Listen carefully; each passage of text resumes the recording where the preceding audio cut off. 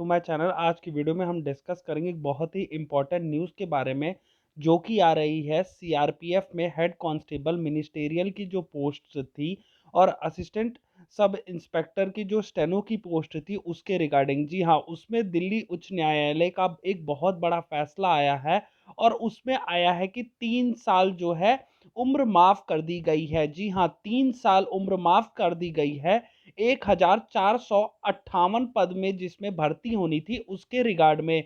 तो चलिए शुरू करते हैं वीडियो को और जानते हैं इन डेप्थ में क्या थी न्यूज़ और क्या आया है फैसला दिल्ली उच्च न्यायालय का और क्या उसका असर होगा जितने भी अभ्यर्थी हैं इस एग्जाम के लिए। अब सबसे पहले मैं आपको बता देता हूं वो कौन सा एग्जाम था जिसके रिगार्ड में दिल्ली उच्च न्यायालय का इतना बड़ा फैसला आया है। वो एग्जाम था सेंट्रल रिजर्व पुलिस फोर्स का advertisement for recruitment of ASI and head constable ministerial. जी हाँ, ये था। और जो आपका एडवर्टाइजमेंट नंबर था वो था आपका ओपनिंग डेट जिसकी 4/1/2023 से क्लोजिंग डेट 25/1/2023 थी। और पोस्ट कितनी थी उसमें? पोस्ट थी आपकी असिस्टेंट सब इंस्पेक्टर स्टेनो की 143 और हेड कांस्टेबल मिनिस्टेरियल की 1300 पोस्ट थी। जी हाँ, ये पोस्ट थी। और अब हम जानते हैं कि क्या फैसला आया है दिल्ली उच्च न्यायालय का, जिसमें उन लाखों अभ्यर्थियों का फायदा होगा जो इस पोस्ट को अप्लाई कर रहे हैं।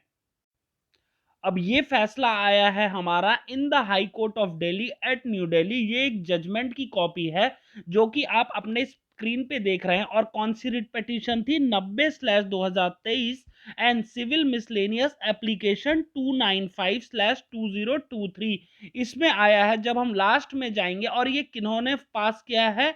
ये हमारे माननीय honourable mister justice Suresh Kumar Kait और honourable miss justice Neena Bansal Krishna, ये दोनों न्यायाधीश थे जिसमें ये जजमेंट पास की है। और उन्होंने कहा है कि सबसे आखिर में जब आप जाएंगे आपको वहां जजमेंट नजर आएगी जिसमें इन लाखों अभ्यर्थियों का फायदा होगा। और वो है, ये देखिए, in view of the aforesaid observation and in the light of the fact that last date of applying for the said post is 25/1/2023, we hereby direct respondents to issue a corrigendum on or before 25/1/2023 declaring relaxation of age of 3 years।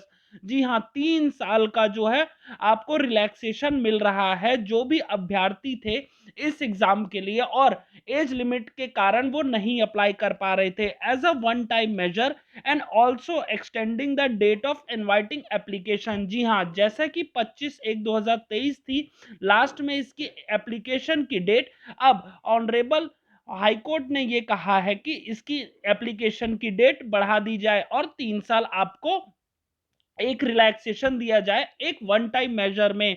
और with aforesaid directions these petitions are accordingly disposed of. और कौन थे न्यायाधीश? सुरेश कुमार कैत और नीना बंसल कृष्णा, ये थे जज जिन्होंने ये इतना बड़ा फैसला दिया है जिससे लाखों लोगों का फायदा होगा जो एज लिमिट के कारण इस एग्जाम को अप्लाई नहीं कर पा रहे थे। अब हम जानते हैं कि इस एग्जाम का क्या पैटर्न है और क्या क्या आपको एजुकेशनल क्वालिफिकेशन होनी चाहिए इस एग्जाम को अप्लाई करने के लिए। अब इस एग्जाम का पैटर्न जो है आपको पेज नंबर 10 पे नजर आएगा जिसमें लिखा है, और tentative date of computer based test भी बताई गई है इस नोटिफिकेशन में। बट हो सकता है ये टेंटेटिव डेट ऑफ नोटिफिकेशन बढ़ा दी जाए क्योंकि अब लास्ट डेट ऑफ एप्लीकेशन बढ़ा दी जाएगी ऑनरेबल हाई कोर्ट के द्वारा। अब उसके बाद हिंदी लैंग्वेज या फिर इंग्लिश लैंग्वेज एक ऑप्शनल होगा जिसमें सेक्शन ए में, सेक्शन बी में आपका जनरल एप्टीट्यूड होगा, सेक्शन सी में आपका जनरल इंटेलिजेंस और क्वांटिटेटिव एप्टीट्यूड, ये चारों सेक्शंस आएंगे। और 90 मिनट का होगा पेपर और 100 मार्क्स का होगा। और नंबर ऑफ क्वेश्चंस पूछे जाएंगे 25, और वही 25 मार्क्स का आपका हर एक क्वेश्चन। जी हाँ, हर एक सेक्शन जो है आपका 25 मार्क्स का होगा। Section B, C, D will be set as bilingual. Question will be of objective multiple choice. Question will be set in Hindi and English. और उसके बाद नेगेटिव मार्किंग भी होगी। और उसके बाद एक और चीज, कंप्यूटर बेस्ड टेस्ट होगा आपका प्रीलिम्स, और उसके बाद जो होगा आपका एक स्किल टेस्ट होगा। स्किल टेस्ट में क्या क्या होगा आपका, अगर आप स्टेनोग्राफर के लिए अप्लाई करेंगे तो आपका 80 वर्ड पर मिनट की स्पीड होगी, और ट्रांसक्रिप्शन टाइम होगा 50 मिनट्स इन इंग्लिश और 65 minutes in Hindi on computer. English typing with minimum speed of 30 words per minute. जी हाँ, अगर आप हेड कांस्टेबल मिनिस्टेरियल के अप्लाई करेंगे तो आपको 35 वर्ड्स पर मिनट चाहिए होगा कंप्यूटर पे। और वहीं अगर आप इंग्लिश की बात है और हिंदी की अगर मैं बात करूं तो Hindi typing with minimum speed of 30 words per minute होगा। और उसके बाद इसमें ज्यादा आपको फिजिकल टेस्ट में भी नहीं पास होना, आपके बस खाली फिजिकल एलिजिबिलिटी है कि मतलब जो आपकी हाइट वेट चेस्ट जो है एक सर्टेन इनका जो रिक्वायरमेंट है उसके अकॉर्डिंग होना चाहिए। आपका लॉन्ग जंप हाई जंप ऐसा कुछ नहीं होगा।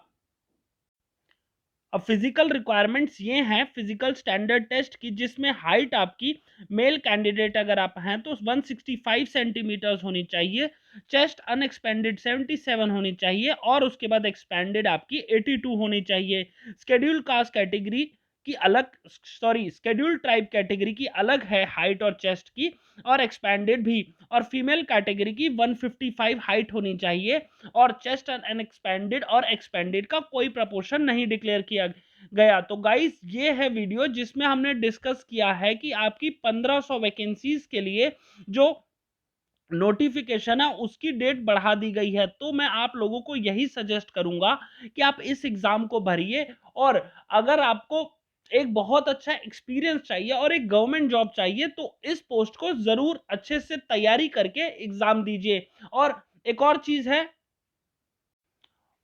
जो लोग इसके लिए ये सोच रहे हैं कि सीआरपीएफ की जॉब जो है फील्ड में ही होगी, तो ऐसा कुछ नहीं है। मिनिस्टेरियल पोस्ट में आपको सिर्फ खाली एडमिनिस्ट्रेटिव वर्क करना होता है, और स्टेनो अगर आप बनेंगे असिस्टेंट सब इंस्पेक्टर में तो आपको किसी का पीए आपको पहले डेजिग्नेट किया जाएगा। तो मेरी आपसे रिक्वेस्ट है, जिन लोगों को अगर अच्छे से गवर्नमेंट जॉब चाहिए और एक सारी गवर्नमेंट जॉब की फैसिलिटीज चाहिए, तो इस जॉब के लिए अच्छे से तैयारी कीजिए और एग्जाम के लिए बैठिए। ये था आज का वीडियो।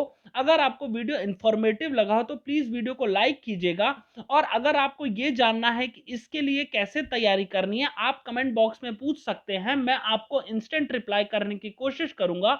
और ज्यादा लोगों के डाउट्स हुए तो मैं इसके रिगार्डिंग एक वीडियो भी लाऊंगा। ये था आज का वीडियो, सब्सक्राइब कीजिए मेरे चैनल को। Thank you for watching.